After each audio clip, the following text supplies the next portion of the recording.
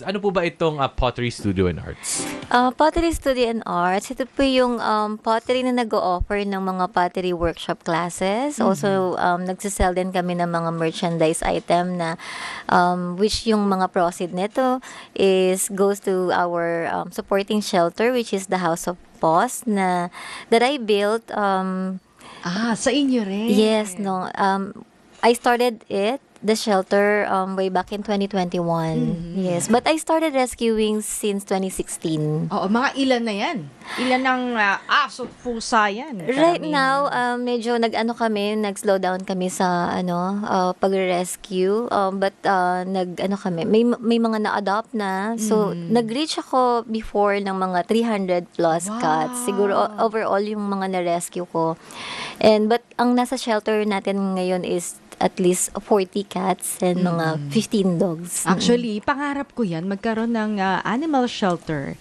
Pero hindi pala siya biro. Hindi po. Commitment na malaki. Una, sa financial. Kasi maraming mga nakapagtayo. Pero ngayon, nananawagan din ng pondo. True, Diba? true Kasi po. tuloy-tuloy ang dating ng mga may sakit. Yes Na po. mga aso at pusa. Mga neglected. Kasi nagre-rescue ka rin di ba? Oo, nagre-rescue din ako. Ay, Oo, thank you maabot po. na sa 13 yung pusa. Pero bakit ba? Pag-usapan natin ng konti para medyo KOTD din to Miss Chris, pagtatayo ng animal shelter, ano ba yung mga maintenance costs? Kung bakit nasabi ni Maan na hindi rin biro kasi Hindi kailangan mo rin siya ng biro. pondo? Yes, Oo. so mainly kailangan natin i-sustain yung food supplies nila, no? And then as well yung cleaning materials, and then andyan din yung mga medical needs nila kasi vaccines, oo. updated tayo sa mga vaccines natin, mga immune system vaccines nila. So kailangan to yearly silang updated. And also hindi naman ko rin siya kayang mag-isa lang na itaguyod. So meron din ako mga ates na hinire para tagapag-alaga din sa kanila, tagalinis. Yun din, At cost din yun. Yes. Allowance din Oo. yun. At karamihan sa mga rescue ay may mga sakit. Diba? Yes. Minsan nga iniiwan dahil may sakit. Yes po. Iniiwan dahil senior na. Yes, yung aso kasi- at pusa. Tinatapon na lang. Kayo na lang bahala. Oo, minsan bagong panganak.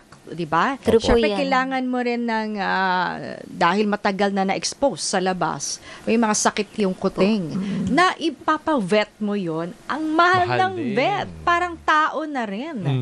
Meron akong papaspay na pusa. Nagtanong ako, umatras ako, andun ako sa clinic. 30,000.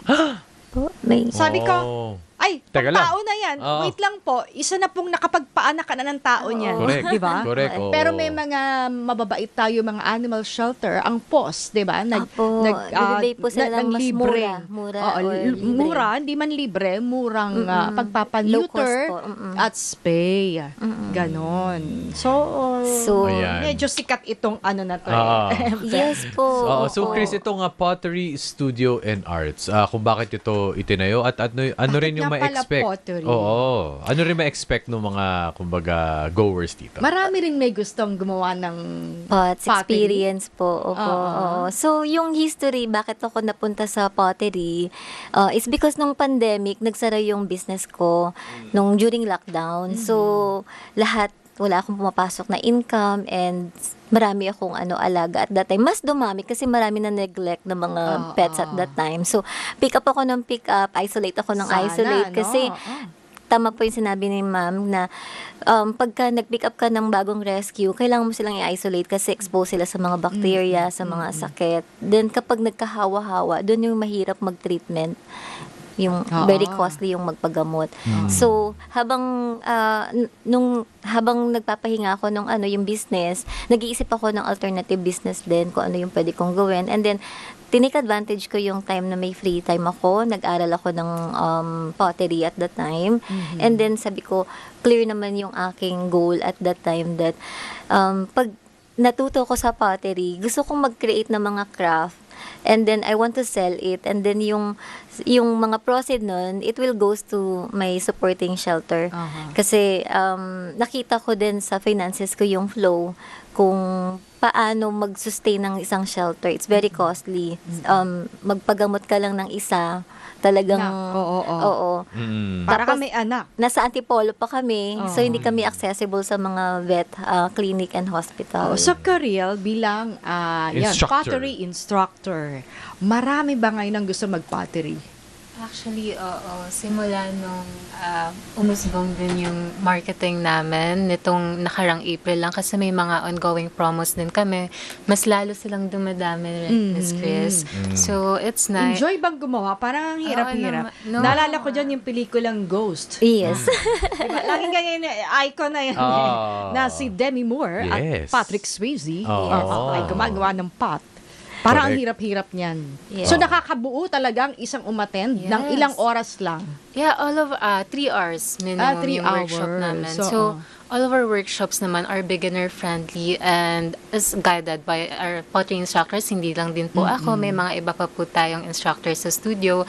So, lahat naman po yun kapag may need ng help, lagi namang tinatawag. Oo, tsaka may office mate ako before. I think si Danny Lagmanto, nag-pottery, nakakawala daw ng stress. Yeah. Lalo kung weekend mo gagawin. Oo, nakakawala raw ng stress yan.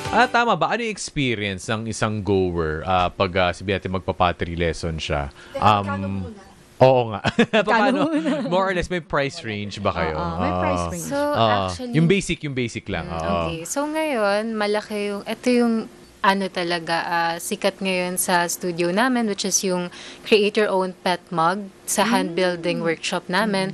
So, it costs about 1.5. So, meron ka ng 800 kilograms of clay, grams of clay, and makakagawa ka na rin ng isa doon, isang buo na may uwi mo rin after a few months. Yun. Tapos tama ba? Free to roam around yung mga Yes. kasama nating pets? Oo. Yes. So, actually, ang ganda nga kasi alam din naman ng mga tao, yun din yung pinupunta nila. Alam nila yung cost ng studio natin.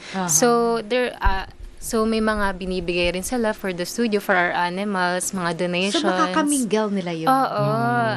Actually, maraming videos sa social media namin na kasama nila yung mga pets. So, minsan nagugulo sila, but it's all fun naman. Ako kahit hindi na gumawa ng pot.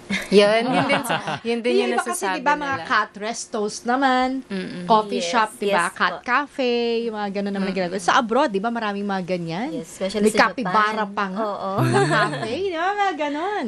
Tapos, yun nga, cat cafe, dog cafes. So, ito naman, kakaiba kasi pottery naman at ikaw ang gagawa. Yeah.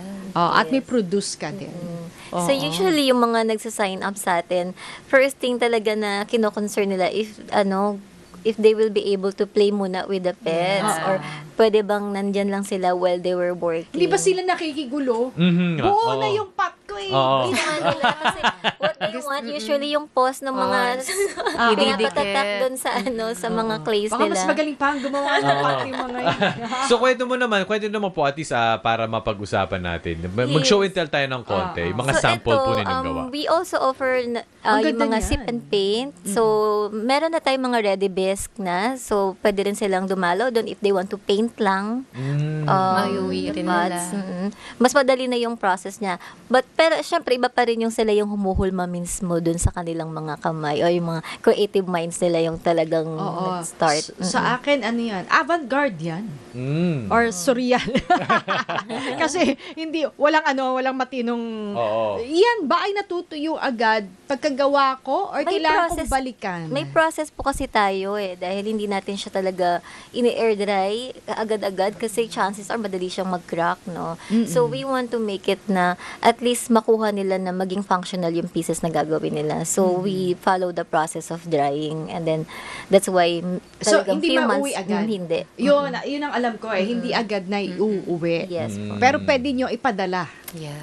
Oo. Oo. So, pwede pala kung kunwari, kung medyo wala ka masyadong oras, sabihin natin, pwede ka pala muna mag-paint. Kung hindi ka man talaga gagawa ng actual, at least may option pong ganun. Yes, oo. Alright, so ngayon po, saan po nila kayo mabibisita and paano din po nila masusuportahan socials, oo. ang inyong cause, Miss Chris? Okay, so ano naman po, meron tayong social media sa Pottery Studio and Arts for Facebook, Instagram, also sa TikTok kung saan kami nagva-viral ngayon. Yun. And yung address natin, located po kami sa Antipolo, Purok 1, Sitio Sapinit, Barangay San Juan, Antipolo. Ano yan? Everyday, weekdays or We weekends are open lang? daily. Daily. Kung gusto nilang mag-visit visit lang sa mga pets natin. Open po yung shelter natin for visiting at 10 a.m. until 3 p.m. So, may coffee shop na rin ba yun? Wala pa kaming coffee shop. Dati meron. So, we have to pause it kasi may mga kailangan kaming I ayusin. see. Oo. Oo. Maganda rin kasi, 'di ba, yung parang kasi mag-spend ka ng 3 hours. Kumbaga kasama na rin sa package yung food. Pero yun nga, maano pa rin yun. Malaki pa rin Oo nga. Oo. ano yun? Yung cost mo. In Costing, time. no? Ayan. Yes, So in maraming salamat po mula po sa Pottery Studio and Arts, Chris Cruz and Cariel Thank you so Calantog. much. Thank you so much for your time and your service. Thank you. Thank you po.